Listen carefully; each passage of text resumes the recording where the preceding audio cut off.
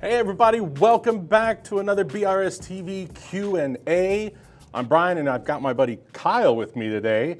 Kyle, go ahead real quick, introduce yourself because I think this is your first time on camera, first Q&A. So let's introduce you to the audience. This is my YouTube debut. You might recognize my name from being in the moderation section during our lives during Black Friday. So that's been me in the chat as BRS in the past live streams the past couple of years. Other than that, I manage social media here at BRS, and I've been here for about 5 years.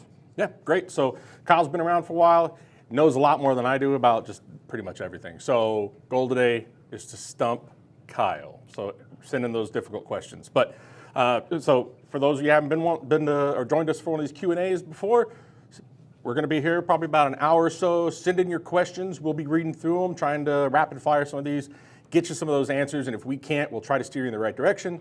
And that's about it. So let's just get right into it, eh? Yeah. All right. So let's start. We got a couple from last week, I think, or a couple weeks ago. So we're going to start with a couple of these that we didn't get to. Looks like we got one from Jeremy Finney.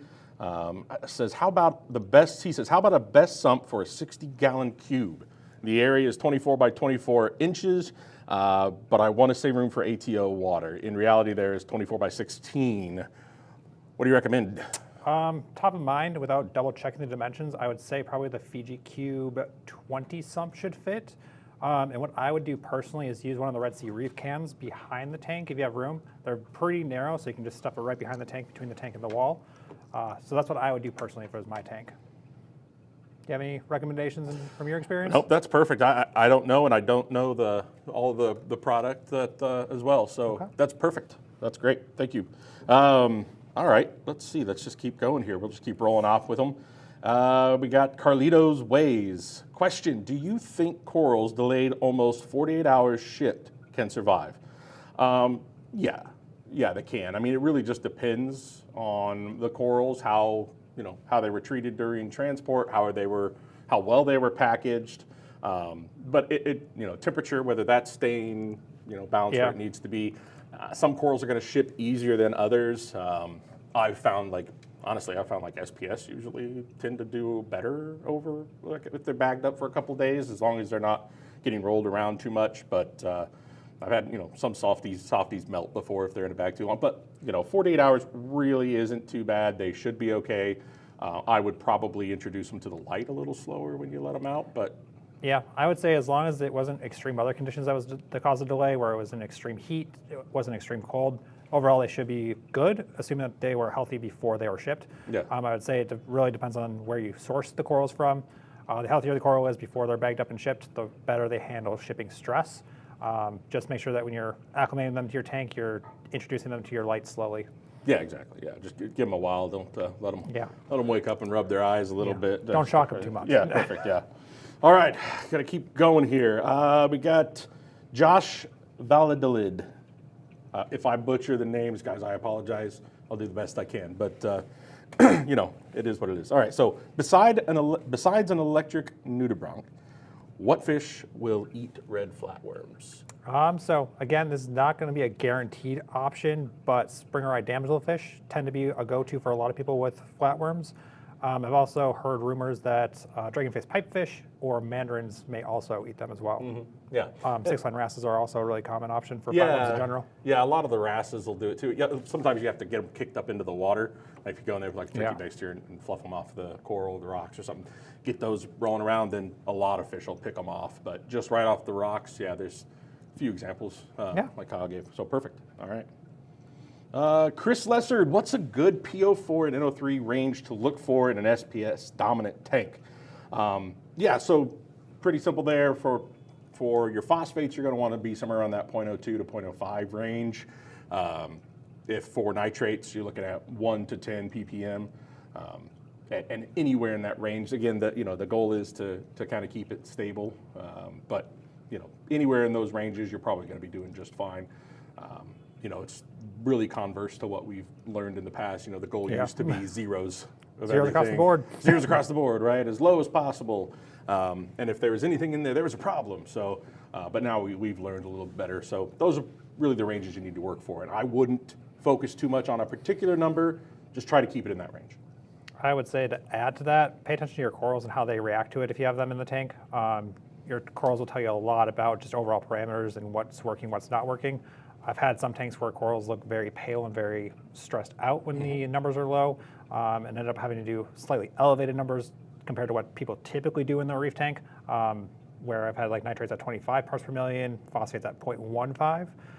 Generally wouldn't do that for any reef tank, but your corals will tell you what's best. Yeah, for sure. And I've had, along those same lines, I've had corals where if I am running like a low nutrient system, or I just, have a system where I just can't keep the nitrates up or the phosphates up, because I've got one of those right now. It's a pain. I don't even know why. It's just like I have to keep dosing in there. But,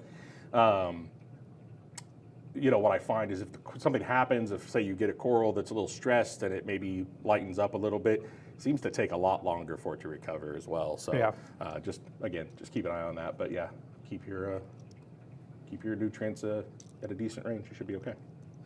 You want to go? Yeah. I do like the question from Sensei Greg. Sensei Greg. What all-in-one testing kit do you guys recommend? For me personally, I like the HANA multi-test kit. It's one device, but it will test all your parameters for you. It's a little bit clunkier than doing each test individually in my experience, because I'm just so used to testing multiple parameters at the same time with the HANA checker, so I can test phosphate, nitrate, and alkalinity all at the same time. But if you're looking for just one device, do them one at a time, it's a great option. Yeah, I don't know about an all-in-one test kit. I like the HANA checkers too. I mean, those are the way to go. So if you can go that way, go that way. All right. How should nitrate and phosphate look when battling cyano? So a lot of times you'll get these nuisance algae and things like that, these nuisance guys showing up because you're actually at a really low nutrient range. So you're down so low that nothing else can compete with it, right? So it's got run of the whole tank because there's nothing else in there to fight it. Competitive advantage. I would also say with cyano specifically, it may not necessarily be the parameter itself. It's more so just organics and food is readily available for the cyano to consume because it is a physical bacteria. So I would just recommend siphoning it off with manual removal during your water changes. And between feedings, just make sure you're not overfeeding. So those extra bits of mysis shrimp or pellets that are sitting on the sand bed in your rock work, that's just adding fuel for the cyanobacteria to keep going there. Because what it's doing is just breaking down whatever's left over from the tank that your fish aren't eating. Yep, absolutely. So dial back a little bit maybe on what you're feeding. If you've got especially if you've got some really dense rock work, or if you've got maybe a softy tank or LPS and you don't have a lot of flow, you may be trapping a lot of detritus in there that you're not expecting, so kick up some flow or go in there purposefully. I used to have just a spare like MaxiJet 1200, and I would just take it in my tank and just blow around the rocks every now and then just to get that stuff kicked up. So, go something along those lines, just get things stirred up, but that's a great one too. Suck that cyano out of there. Manual removal is a great tool for a lot of things. It does work. Yep, absolutely. All right, go ahead. You choose the next one. I think someone called me out with 3D print dude. Hi Kyle, do you have any side hustle ideas to build afford the saltwater aquarium hobby? I don't have any side hustles personally other than selling whatever frags I got. So just grow the corals and sell off the extras. And don't do what I do and hoard all your gear. If you upgrade a tank and you don't have use for your gear anymore, probably best to sell it rather than stuff it in the closet. Yeah, that's actually a tough one to do, to let go, right? Yeah. There are some of those people that no sentimental value. I'm one of them. I'm like, if that's sitting there, if I think I'm going to use it for another future tank, maybe. But if I know I'm never going to use it again. See, the trap is I always think I'm going to use it, and I don't. Right. Fair. You're like, well, maybe I'll get another tank. Maybe. That's the catalyst, right? That tells you, you got extra equipment around, why not? Yeah. Right? It's like, I just need the tank. Yeah, perfect. If you're just joining us, we're doing a live Q&A, guys. So if you have any questions about reefing, life in general, what sort of hair products Kyle uses, just shoot it in. Give us, shoot the questions in, and we'll start answering for you, all right? So, all right, here we go. Next one. Glaucoma. I like that. Glaucoma, I like that, okay. Best skimmer for a nano sump with a 20-gallon display tank. Kyle. There's a lot of really good options. All right. A lot of really good options. I would say my top two choices would be the Tunzi, I think 9001 coal mine skimmer. It's great, compact, fits in most all-in-one compartments. or would just hang on the back of your tank if you don't have any back chambers. Otherwise, the Aqua Ready, I think it's a Bullet 1 or NF1 nano protein skimmers. Those two would also be really good options. I've had really good success with all three of those skimmers. Nice. Okay, there you go. Yeah. There you go. All right, Kyle, you pick one. I would say, let's look at Nick Frantic's question. FOSS is stuck at 0.7, has a refugium growing pods, GFO, in a filter cup. So a couple things that I would look at doing. Yep. I would review what you're looking at with, or working with feeding. Make sure you're not feeding a lot of super heavy phosphate-laden foods. So any of those like dry powdered foods tend to be a little bit higher in phosphate. So if you're feeding reefroids, great food overall, but it does tend to like help elevate phosphate levels. Or if you're feeding non-rinsed PE mysis, all that residue, adds to it. So just kind of review how much you're feeding, maybe back off a little bit. Might be time to do some heavier water changes to get more export out of it, or changing the GFO more often. I've found with heavier phosphate levels, GFO gets exhausted pretty quick. That's what that was going to be my first recommendation. Actually, just check that GFO media, make sure that it's not exhausted, because that's a surefire way to do it. You think you're filtering things out, and it's not. It's not doing anything. So keep that stuff changed out. Great, good question. Thank you. All right, let's move on. Hey, got a lot of great questions coming in, guys. This is awesome. All right. Vincent Prezioso. Sorry, I have a question on a new tank build with live sand, dry rock, and live rock.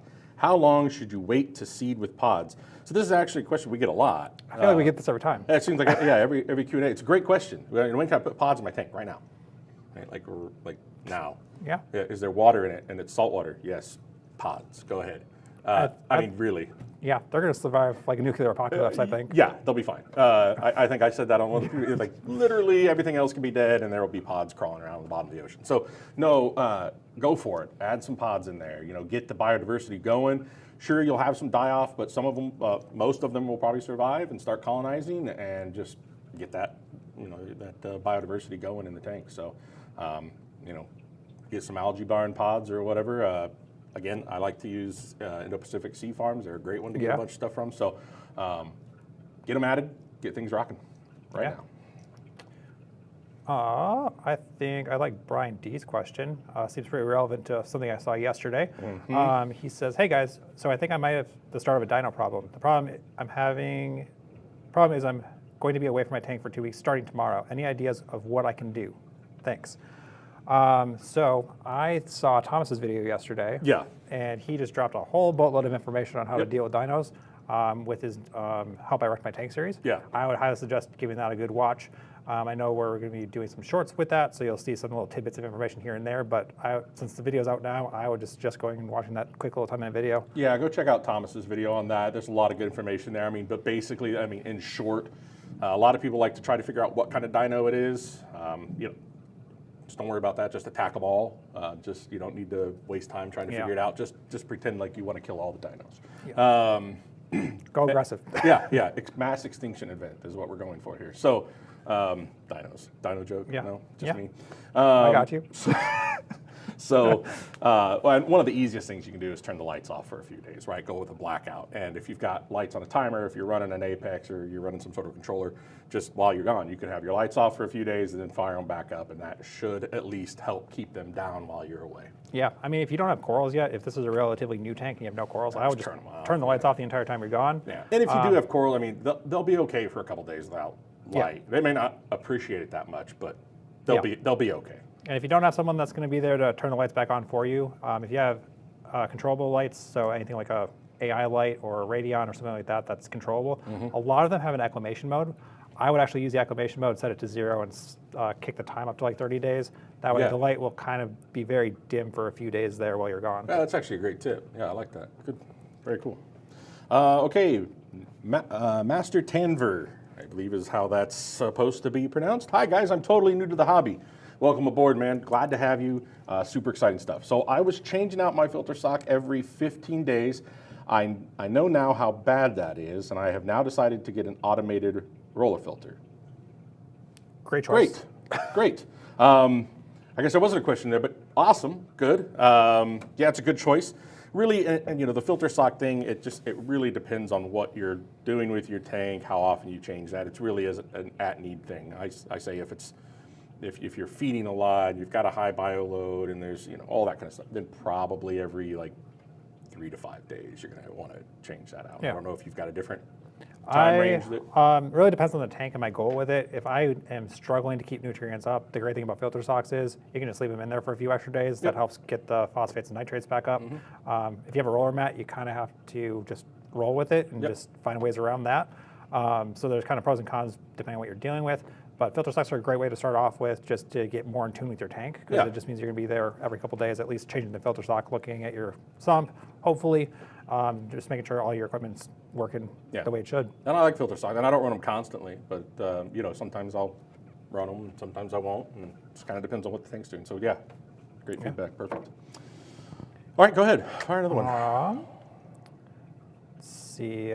Kind of related to some questions we already got, but I think Chris Lessard, or did we already do that one? Oh no, here, let's try, let's try this one here. All player 1, high calcium 500 and alkalinity at 10.5 all the time. Won't go down after water change. Any thought? I got a couple. Go. Yeah, Go. I got a couple. Go. I would first double check what salt you're using. If you don't want those levels in your tank, the first place to start would be checking the salt mix that you're using. Yep. I highly recommend using a salt that matches the parameters that you want in the tank. To get, yes. So if you want elevated levels, like the Red Sea Coral Pro Salt, the purple or red bucket, black bucket, that stuff's going to have elevated alkalinity, magnesium, calcium. That's something that you want to go with.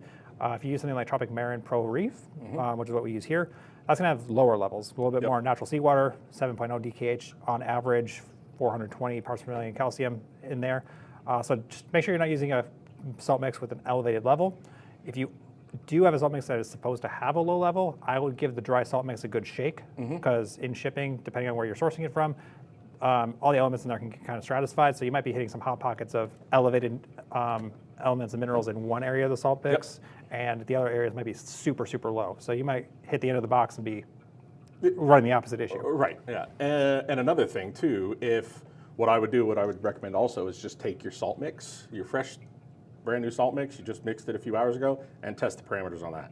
If it's not matching what it's supposed to be, that's a quick indication, but it could be your source water, right? So it could be your RO water, or if you're using well water, maybe you're getting water from a source that isn't changing their filters out, and you've got a lot of calcium or other things in that water, and that's getting that boosting it up. Yeah, boosting you up. So you could really throw things off if you're not using RODI water. So those would be the things to check. Feel free to comment anything else to follow that up. But those are a few good things to check for next time.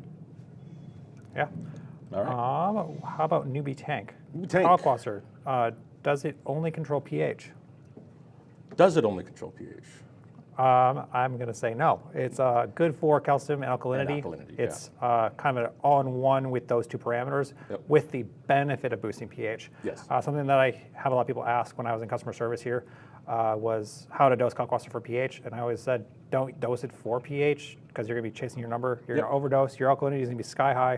Calcium's going to be sky high, because you don't have the demand for it. That's right. The goal is it's what Kalkwasser is great for is maintaining your alkalinity where you want it. So that's what it's really used for, and that having that alkalinity in the level that you want it at. So that 7 to 10 or even 12 range, whatever you're shooting for, alkalinity is a pH buffer. It's going to make sure that your pH is resistant to change, right? That's what it does. So you want that alkalinity to stay nice and stable. That's what Kalkwasser is good for. Yeah, so and then Kalkwasser being having a really high pH itself is going to help just boost your pH and keep it high. Yeah, it's going to jump your pH It's up. the second-hand beneficial effect, That's not the primary reason why. That's right. Why so you're dosing don't use it as a pH. Yeah, don't dose anything to your tank to boost pH, because that's just going to add to your alkalinity. What most people, or what a lot of people do, is use like an alkatronic or an alkalinity test so often, and they'll use that to regulate how much Kalkwasser they're adding to their tank. So keep that in mind. Use it for alkalinity. All right, Ostrom, yo. You're not gonna give him a yo? Come on. No, yo. He's like, no, yo. Yeah, yo. I'm more of a yo guy. All right, so yo got a A quarter cylinder tank having issues with wave makers, I bet. Any suggestions? Do you think I would need flow rather than more flow since the front face of the tank is curved? Need flow rather than more flow. So it depends on the size of the cylinder, obviously. I'm guessing, it's not a huge tank. The cylinders are obviously not usually long, so you don't have a lot of linear coverage. And what I've done in the past to sort of remedy that, you can't just put a big power head on one side of it and expect that to push water all the way across the tank like you want, like what we've got something back here. But what I've found works best, and there's pros and cons, are things like the gyres. So those laminar flow pumps, so like a gyre or an orbit or something like that, that's going to give you wide flow, so this big laminar flow across the tank. Yeah, I was going to say, being a quarter cylinder, I'm assuming it's probably a corner tank. Yeah. Yep. Something that I would do just to get flow throughout the entire tank. I like the Tunzi pumps a lot, like the 6095 is probably my favorite Tunzi which pump. is nice because it's small, but it's got a really nice wide flow pattern. And being a quarter cylinder, you're probably going to be able to easily hide it with your rock work. Just make a little hole in the rock work on the side back flat panels. Have that in your set. And that was a classic trick back, like 10, 15 years ago. You would just make Don't age us too much. Yeah, I know, right? Yeah, make a little rock tunnel and just have the front of your Tunzi sticking out. Yeah, it's a classic. Not that I ever did that, or I'm old enough to flip. You saw it in the history books. Yeah, the history of reefing books. Reefing through the decades. All right. So look at something like that. Either again, a wide like orbit gyre style pump or something like the 6095 is great option. All right, Will Wallace. Sounds like he's a comic book character? Yeah. All right, I like the combination. Braveheart, that's the one. William Wallace. All right, so my gonioporas don't want to open anymore. Water parameters are the same as before. Any advice? Do much gonioporas? I actually have some really nice gonioporas in my tank. In your little tank over there? Yeah, I got two big ones. I don't know if you guys have seen it on Instagram, but the maroon clownfish in the red goni, that's mine. That's his? That thing is about 5 or 6 years old at this point. Yeah. So any issues ever with gonies, and what do you recommend for them? So there's a couple things I would check based on my experience with the gonies. If you have multiple gonies touching each other, I've found that not all gonies play nice. The two that I have in my tank, if they touch each other, one gets stung and loses tissue pretty quickly. So make sure that they're not touching or irritated from each other. Make sure there's not another coral entirely, like a hammer or a torch coral touching it. If you have clowns in the tank, they might be a little bit too aggressively rubbing up on it. And parameter-wise, it might be a trace element issue. There's been a lot of anecdotal evidence to suggest manganese might be something that is worth checking out.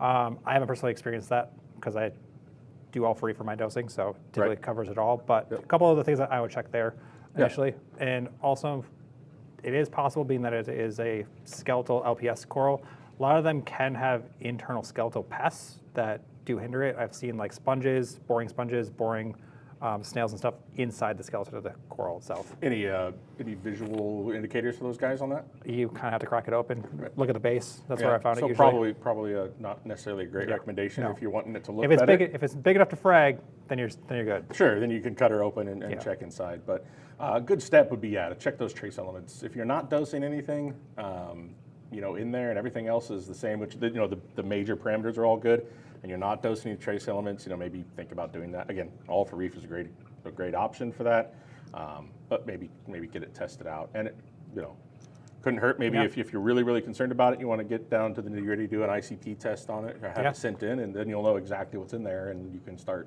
problem solving from there. Yeah. Also, it doesn't hurt to get a second test and just to confirm your numbers. Absolutely. Your test kits aren't somehow inaccurate. Absolutely.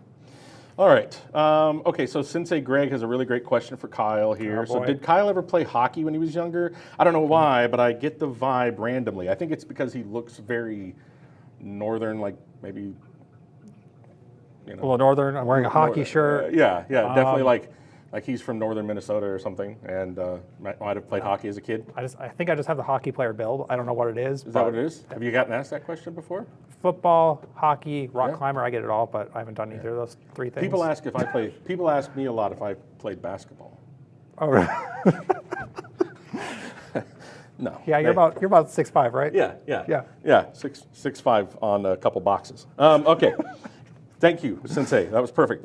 Greg Wee, can you recommend indicator corals to show low phosphates or nitrate levels without testing. Good indicator corals.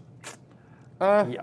I mean, one thing I guess it's not really an indicator coral. I wouldn't really call it an indicator coral. That's an interesting question. But I guess one thing that I've noticed in the past, if I go to a shop or I go to an LFS or even buying from someone that has just super vibrant colors, right? And I look at all the things that run and I'm doing something comparable and I bring that back to my aquarium and it just starts lightening up like slowly over the next, week, 2 weeks or something. Yeah. I probably have lower nutrients or I probably have something going on in there. If the coral looks good, but it's just lightening up, it's like the colors aren't as vibrant, probably something in that range that I need to check out. Yeah, I was going to say, I don't think I can think of any specific indicators corals for those two parameters specifically, but generally speaking, a lot of SPS like Montes, especially Monte caps, digitatas, in my experience will show a lack of nutrients pretty quickly. They'll dampen up in color. They'll look a little bit more drab pretty quickly. Monte caps are a good one for like if you get like the bright green ones especially. I just see they just fade super quick. They go pretty lime, light green, Easter egg color pretty quick. I have a Rogers Rampage as well, and it was one that just went sort of a paler green instead of that really deep green, and I was like, ooh, and I I was also going to say some leathers in my experience also are a little bit less polyp extension or closed up more often if the nutrient levels are a little bit lower. All right, there you go. Very good. Hey, thanks for your questions, guys. If you're just joining us again, we're doing a live Q&A. Brian and Kyle here in the studio. We're answering any of your questions. Anything you got for me about aquariums, or Kyle, if you got some personal questions that you want to ask him about, like hockey, again. Or his basketball career. Or my basketball career. I'm a budding NBA star. Next season. I got some mad hoops. All right, so here we go. Let's get back into it. Jessica Lauschner, whatever it is. Jessica, thank you for watching and adding a question. I appreciate it. Is there a sea cucumber you would recommend as part of a sandbed sifter cleanup crew? I have an answer for this. So, for me, none of them personally. Yeah. Why is that? That's my best answer. I mean, if you want to get like a tiger tail cuke or something like that, I mean, it's fine. They just, it's sort of the same thing as getting an anemone for the first time or anything like that.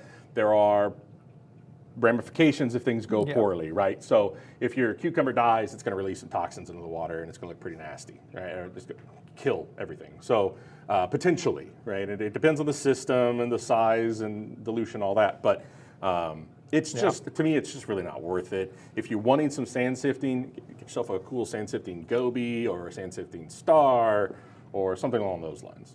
Yeah, I am not a huge cucumber fan just because of the risk, and I would only recommend it if you have a relatively large tank, just to make sure that there's enough sand for them to sift through. And if it dies, it's not less potentially likely. less dilute or more diluted toxins. Yeah, so tiger tail is the only one that I have personal experience with. I would also just recommend, just in the event that something does happen to that cucumber, just run carbon all the time, just to help soak up anything that happens, just in case. Just keep an eye on it. They'll usually give you a sign too that they're not doing well, like they're not crawling, like they start like rolling like a little log in the bottom of your aquarium. Yep. Like, barrel rolls, probably a bad sign. A lot of times they'll extend all of their innards out, and so their guts will be on the outside of their body, and they'll just lay there on the sand for a little while before they die. It's pretty obvious that it's not doing well, and you're like, okay, best just to get it out of there. But if you're new, you're not sure, I just wouldn't risk it, to be honest. I think that's some solid advice. Perfect. All right. Agree. I'm glad we agree. 3D print dude, he really likes you. You notice got a fan. Nobody's talking to me on here. I think they're just like tired of hearing this guy talk. But 3D hockey is print, more popular. Hockey is more popular, at least up here where we're at, right? The Wolves aren't very good usually. The Wolves? Yeah. Whoever that is. I don't do sports at all. All right, so 3D print dude. Hey, Kyle, my spouse gave me an ultimatum to leave the hobby or they are leaving. Unsure what to do. Please help. Well, there was like a country song, like kind of one of these lines. Like a guy was his wife told him she was gonna leave him if he went fishing again, and he said, "Well, I guess I'm just gonna miss her because I'm gonna go fishing." So I guess you gotta decide what's important to you there, 3D print dude. Yeah. Unfortunately, I'm not a therapist or psychiatrist, so I can't offer any helpful advice here. Yeah. I don't want to be on the record for anything. or blamed for anything, Yeah, right? I don't You want to get pulled into hate divorce mail. court. Yeah, no bags of poo on your front door. Okay. Exactly. So great question, 3D print dude. You can just email Kyle directly and he'll give you some therapy advice. All right, so Jamal Hicks. What do you recommend for a great showpiece fish for a non-aggressive, semi-aggressive, 125 fish only with live rock tank? This is interesting. We were talking earlier about underrated versus overrated fish in the hobby. So I want to hear what you got. So you and I have a very similar taste. I would say dwarf angels all the way. Yeah. They take the cake away, in my opinion, for being non-aggressive, semi-aggressive. I wouldn't say they're non-aggressive, but I think a flame angel would stand out amazingly in any tank. Just the bright red orange color that they got. Everyone's gonna be looking at that fish. Yeah, and they're easy to get a hold of. They're fairly common and fairly hardy. Now there are some higher level dwarf angels that are just absolutely gorgeous. Yeah. I mean, just we talked about Potter's angel is a good one, a golden angel, but these are very expensive fish. There's a great Eagly angel back here. You just have to keep in mind if it's fish only with live rock, you're doing great there, right? And no coral risk. Yeah, no coral risk. And the dwarf angel is great because a 125 is a perfect length for them, really. Yeah. And they're not going to outgrow it, but they're always going to just do really well in it. And I'm a big dwarf angel fan. So. Yeah, and I mean, if you have money, the Interruptus angels, gorgeous but expensive. Or if you can find it, a Tiger Pyg. Ooh. That Eagly hybrid with the lemon peel. Yep. Takes the Eagly to a whole new level, right? Super cool. Yeah, I mean the Eaglies are cool, and that was one of the ones we talked about. It's probably one of my most underrated fish. I mean, it's got so many different colors and personality. It's really cool. Can they be jerks? Sometimes, like in a tank with coral. But if you got a fish only tank, it's a great addition. Yeah, I 100% agree. That's our recommendation. So there we go. Okay. Your turn. Newbie Tank is back again with another question. Newbie Tank. Thanks for asking more questions. What is the difference between soda ash and kalkwasser? Go for it. You want me? So soda ash is going to be an alkalinity only additive that will boost your alkalinity. It will boost your pH by a small amount. Kalkwasser is going to be a completely different chemical where it is calcium and alkalinity both in that same additive with a much bigger bump in pH.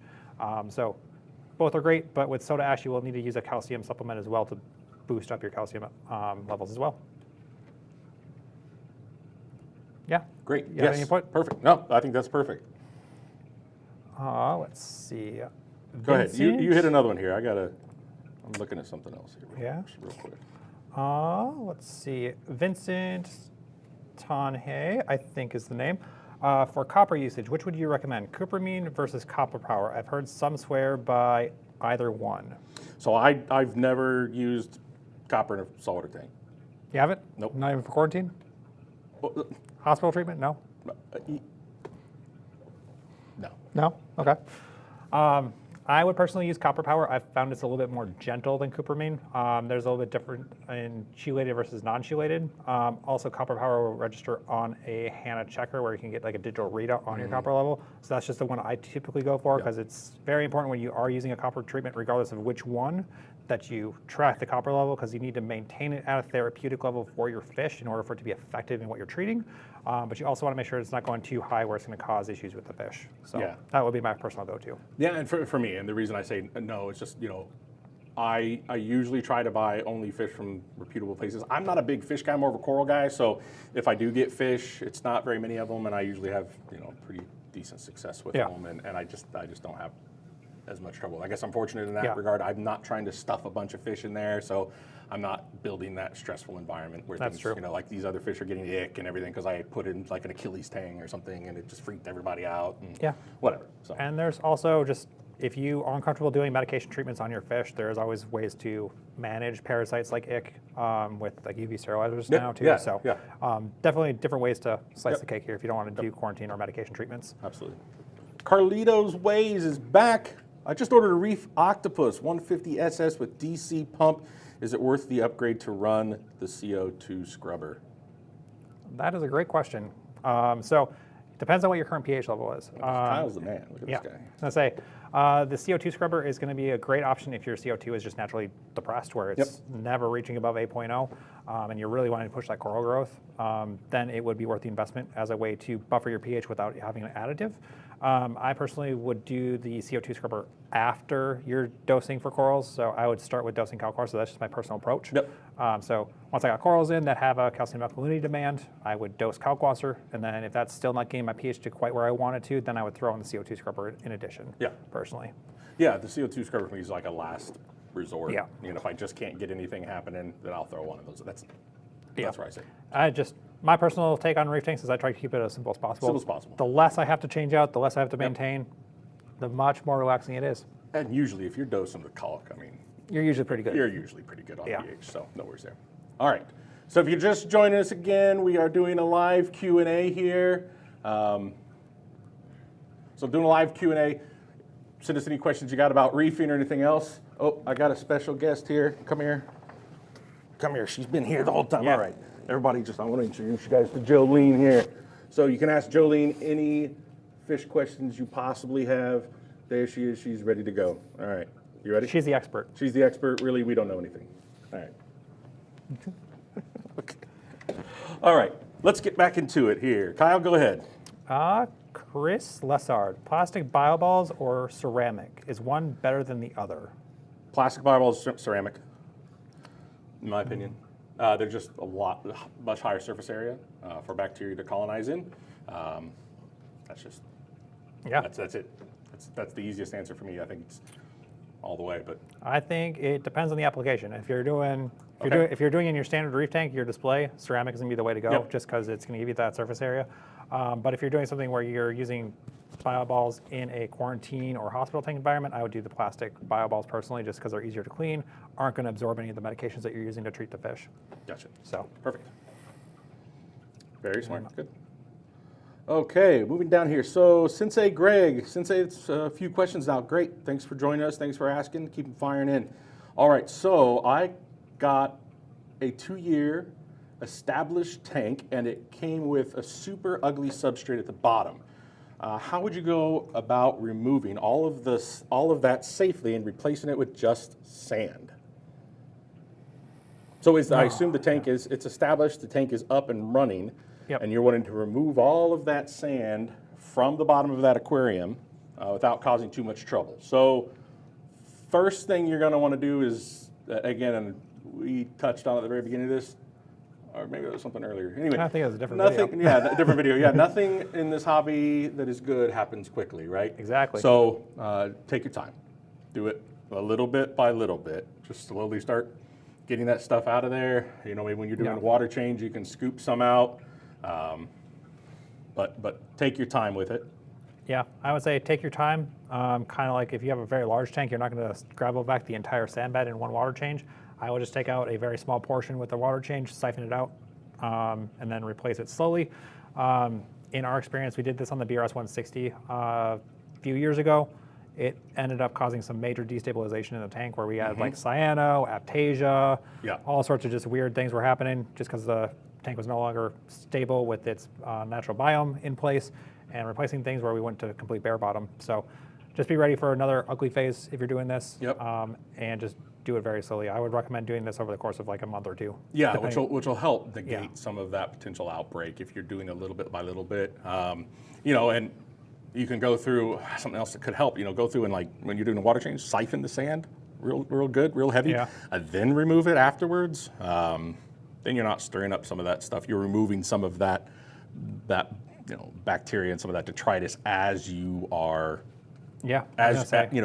before you remove that sand, so you're not kicking that up into the water column. Yeah, do an extra good water change or two before you start doing this. I would also say might not hurt to add some extra flow just to kick up some of those extra dead spots that have been caused, just to keep the things relatively clean before you start removing all the sand. All right, perfect. Thank you, great question. Okay, let's keep going here. Alexandros, Alexandros. Hi guys from Austria. Hey man, well, thanks for joining in. Awesome. What time is it in your area? Yeah, I know it's not during the day, that's for sure. Okay, so I have a water box all-in-one 65.4 with 4 Radion XR15 Gen 2 blues. I buy aquapora frags. They live for 2 weeks, then lose the colors and get green algae, and then white parameter ICP good. And then white parameter ICP So good. it So sounds like white, they're so they're, bleaching. I think they're dying. You're bleaching out, right? So there's something in there they're not liking. I kind of mentioned this earlier. I've seen the start of that process in some systems I've had where I go and I buy a coral from someone that maybe runs a higher nutrient level than I do. And I bring it home and the coral's like, oh, I don't have the nutrients I need now, or, to keep up with the same number of like zooxanthellae that it's got in its system. So it'll start to bleach out a little bit. So that could be part of it. I mean, it's not necessarily your water parameters are bad. They just could be very different. At least the start of this could be that they're very, very different from where you're getting it from. So I'd check that. Yeah, for sure. But if they're bleaching totally and they're going white, then it's probably a different issue. Yeah, I would say a couple things to think about. I'm not sure if they take 2 weeks to go white or if they're white beforehand. If it's happening relatively quickly and they're losing tissue within a couple days, I would just check the lighting, make sure it's not too intense, because the light shock is going to happen very quickly. That's a good point. Too much light will kill the corals much faster than too little light will. Yeah, and you're running 4 Radion XR15 Gen 2s. Yeah, I might just double check your par, see what the par is, where you're getting them from, just to see if you're within the ballpark of where they're at. Yeah. If you're cooking at like 600 par and they're being kept at only 300, that's double the light intensity that the corals get used to, and that's going to cause some issues. Yeah, I'll be honest. You could probably cut your lighting in half. You've got 4 XR15s. You could probably just do 2, and you'd be perfectly fine. Or since you've already invested, just you might dial them down. Yeah, dial them down by 50%. Yeah, if you like the way it looks and it's get that like completely full coverage, just dial them down. So that's a great one. Check your par rating. Go to the local fish store or wherever it is you're buying from, the grower. What are they running? What par are they trying to run at? And try to match that. If you're going too heavy, which is easy to do with LEDs, it doesn't take much. Just crank it up. Yeah, a lot of people think, I put LEDs on, I got to turn these things all the way up, like we used to, like metal halides, things like that. It's like they were on. That was it. It was on or off. Right, so LEDs, you can burn coral super easy. So dial those suckers back and see how that goes. Less is more. Less is better in this case. You dial them back if you're not getting the growth that you want, because the corals will be fine. I've had SPS frags fall under rock before and sit there for a while before I get the willpower to go in there and dig them out or whatever, and they don't care. They may change color or not be as vibrant or usually get darker, but better to get darker than bleach out and die. So that's for sure. All right, you pick one. Let's see, Nick Frantic is back again with another question. Red Sea Max S650 has Euro bracing. Should waterline be under or over at the brace? So I think this tank should have an overflow box in the back. So you shouldn't be near or at the brace. It should be just under or under by about an inch. I haven't seen this tank in person in quite a while, but should be under the brace. Just so you're not at risk of spills when you're reaching your hand in the tank. Okay. Perfect. JCDHI, thanks for joining. I added an anemone to my 16-gallon Reef aquarium. The anemone was doing great and found a spot in the tank, but after 2 weeks, it disappeared. Why? Parameters are good. Probably didn't disappear. It's probably just all shriveled up in a little tiny ball down inside your rock somewhere. Yeah. So lighting and flow, that's something that I would look at. We set up a tank for some photos here a couple weeks ago, and all the NEMs went to the back, hid. They were hiding away from the light, so we had to change the lighting intensity, dim it down a little bit, and then the NEMs just started walking out on their own. So I would just look at your lighting intensity, probably turn it down a little bit.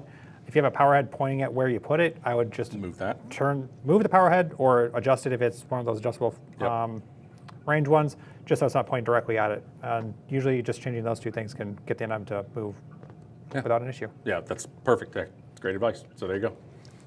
Try those, see what happens, but keep an eye on it. If it hasn't disappeared. If it had died, you'd probably know. If you've got other things, if you've got other things in the tank, you would probably know if it died, right? Because it's going to smell. It's probably going to create some haziness in the water. It might kill something else, unfortunately, because that can happen. But keep an eye on it. If you start seeing which I've had before and seen in other people's tanks, like, hey, what's going on with my anemone? And it's like in a little ball bouncing around the tank. You need to find some way to contain it so it stops bouncing around, because it's not going to be happy and it's a good chance it's going to die. So He's probably still in there. Great advice. Reduce flow, reduce light, see what happens. All right. You go for it. Yeah, it looks like all player 1 is back. He had the elevated calcium alkalinity earlier. So it looks like he does test his salt and water for each mix, and it's normal where it should be with the Tropic Marin Pro Reef.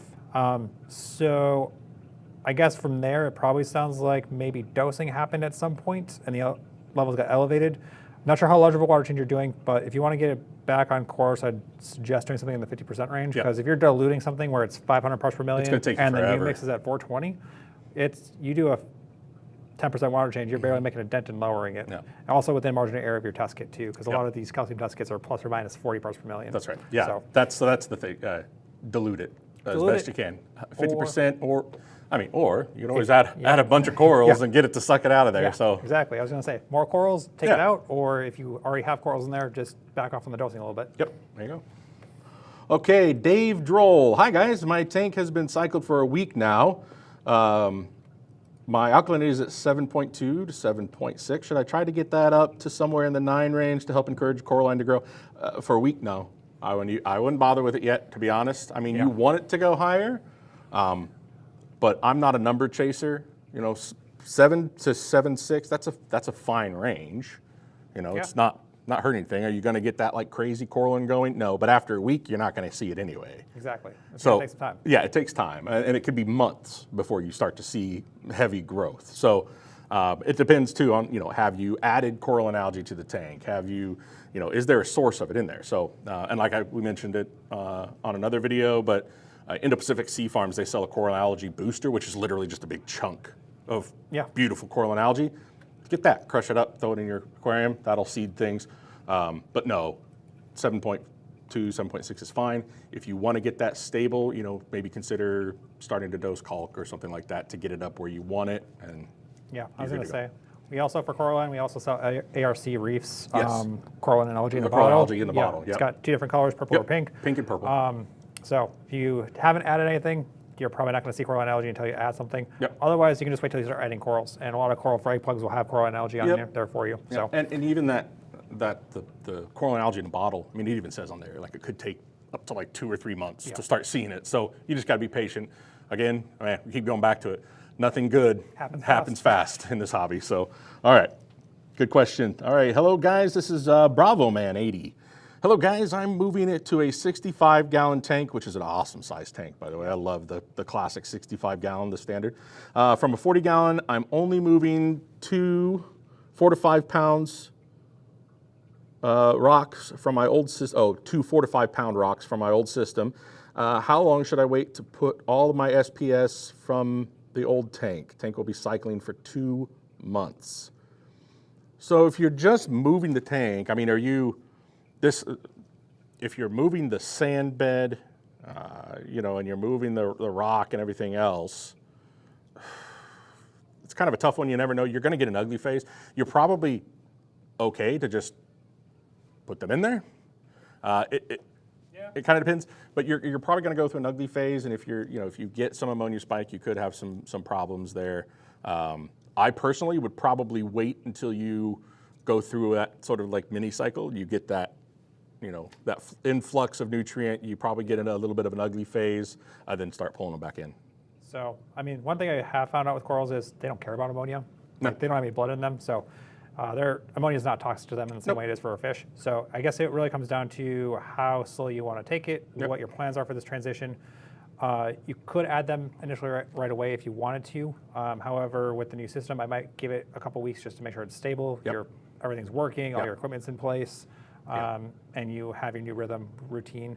And if you're trying to move things to avoid past introduction, obviously taking time with like dipping between, adding them to your new tank and whatever. So I would say whenever you're comfortable, but for me it's no like, cycle has to wait. There's no cycle really to worry about. I call it like a mini cycle because you'll get that like ugly phase, ugly phase. You get all the diatoms, you get all that stuff, and that can irritate coral, right? Like Kyle said, the ammonia is not going to be a problem, but if you get like a massive, say like cyano or diatom outbreak or something like that, that could cause some issues for you, and you just don't want to deal with that, right? Because it could irritate your coral. So something to keep in mind. I mean, worst case scenario, just add a couple tester frags. Just one Yeah, little piece. yeah. Throw a frag in to clip something off one of your colonies and toss it in there, and see how it does. If she starts doing fine, then you're probably good to go. That's a great point. All right, go ahead. You pick one. Newbie Tank is back again. Thank you for another question.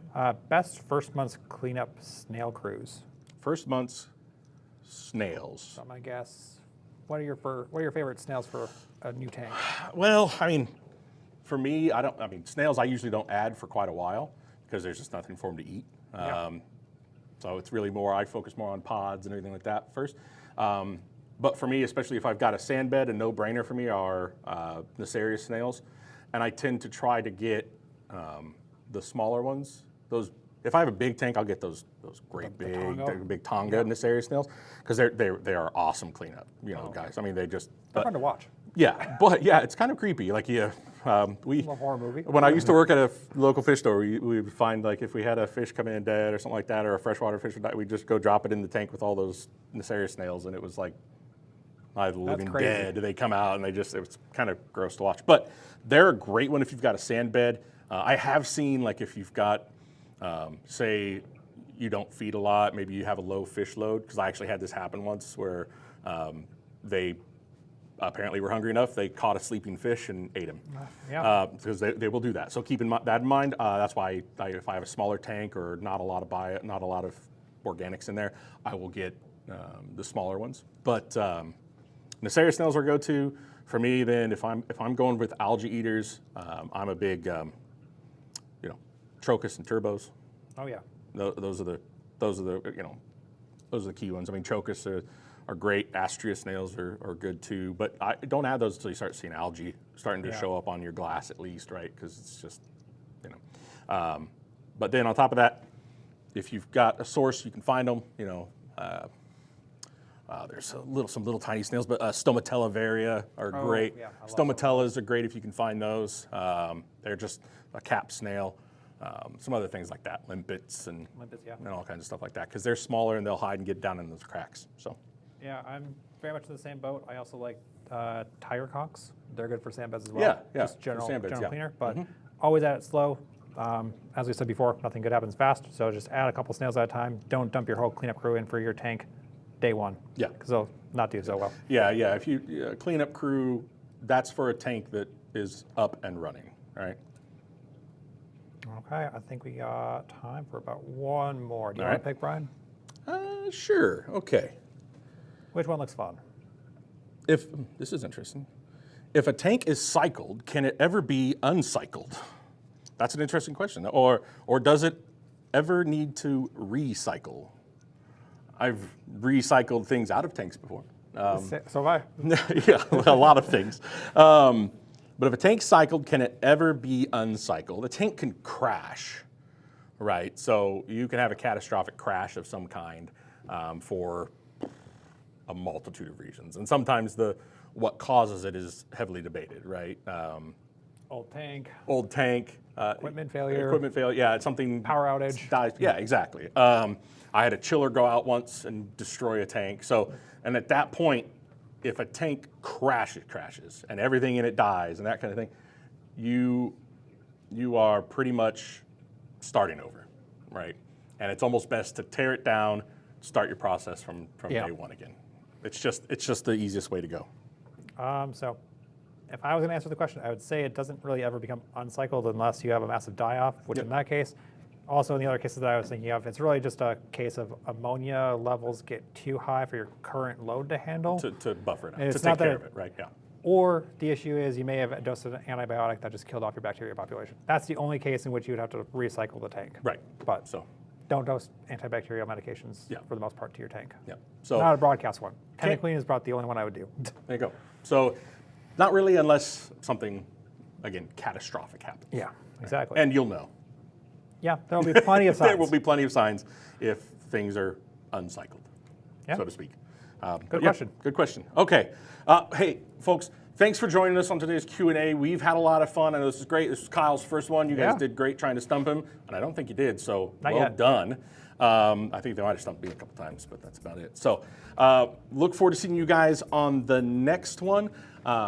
and we're gonna be putting out another video here real soon too to kind of talk about some of the changes we're making here in the BRS studio, some really exciting things, including a couple new tank builds that we're gonna include you guys on. So look for that content to come out. It's gonna be super exciting. I'm excited for it. All right, thanks everybody. We'll see you next time. Bye.